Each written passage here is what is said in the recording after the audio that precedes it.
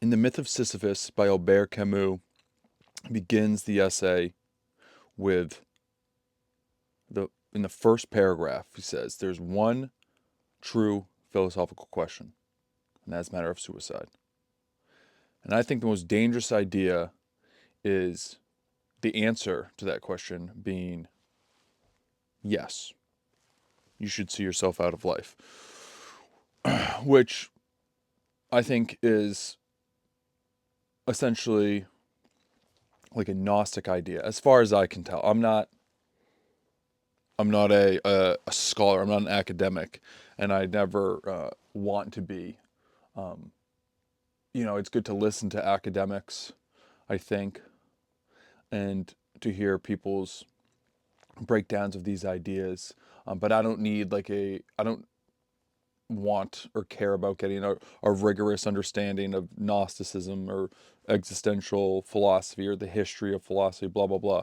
Because in one sense, I am very much a pragmatist. I haven't even bothered to do my due diligence to get a good academic grasp of what that means fully. But the way I see it is like to be a pragmatist, it means it's like, hey, if it's good enough, it's good enough. If something functions well enough, then there you go. If it works, don't fix it. If it ain't broken, don't fix it. And I just feel that dealing with these, I don't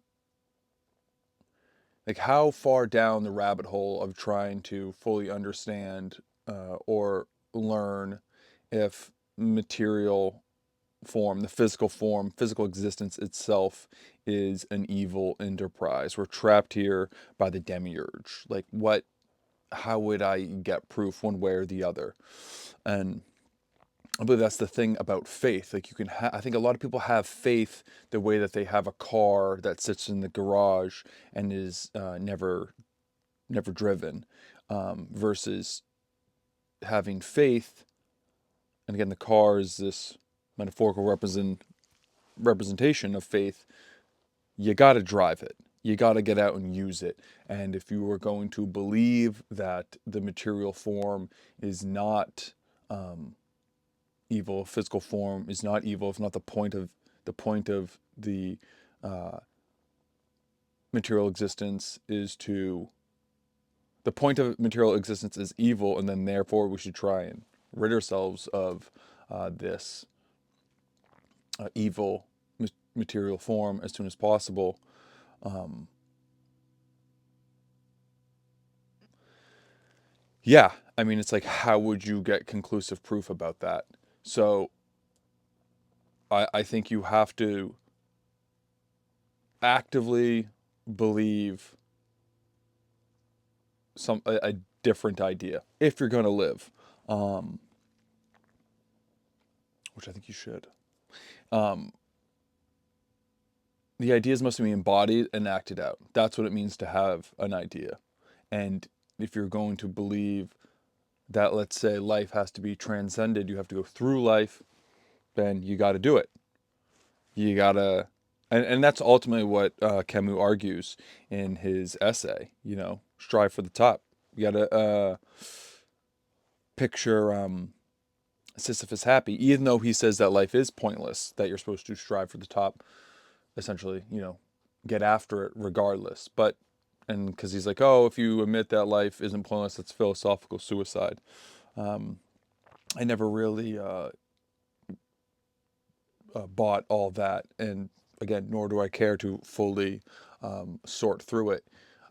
I just feel like you got to go. At a certain point, you got to turn off your mind and just act.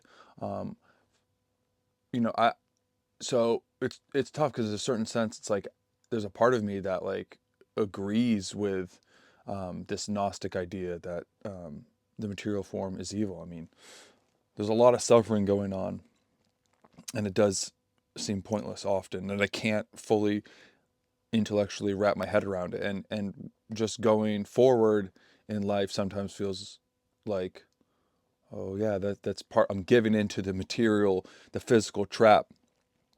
These are very dangerous ideas. I just read a story about a woman who, I mean, she was suffering from severe postpartum depression on meds, whatever, and she ended the lives of three of her young children.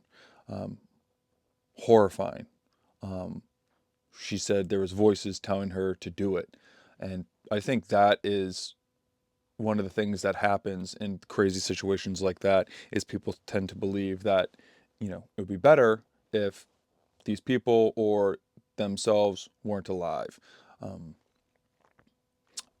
as Carl Jung said, people don't have ideas, ideas have people. Uh, Thomas Saz wrote about this, or S-Z-A-Z, I don't know how to say his name. He wrote about this in The Myth of Mental Illness, how, a lot of what we see as mental illness is just people holding on to ideas that are just incongruent with society. Like, there was a time where it was acceptable belief to believe that someone was influenced or possessed by demons, whereas now um, that was mainstream belief, but now that's not something that would be accepted in a mainstream medical diagnosis. But he would talk about how like the symptoms of these things of someone who was demon possessed versus now would be categorized as psychotic or mentally ill. Like the symptoms can be the same, but the language we use to describe them are completely different. And I think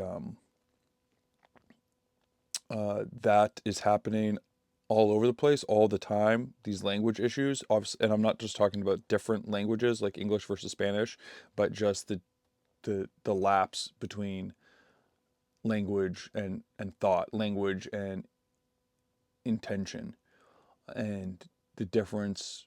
Like,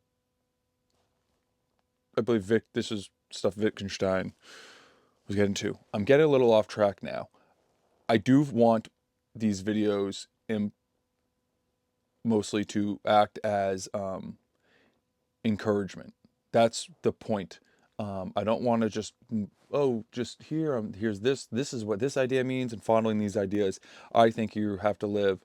Essentially, you need to figure out what you're supposed to do. I think um, unique potential is the phrase that was taught at my weird boarding school that I went to, and I think it's actually a good phrase. You got to figure out what you're supposed to do and do it. Maybe you'll get some sort of clarity in the end.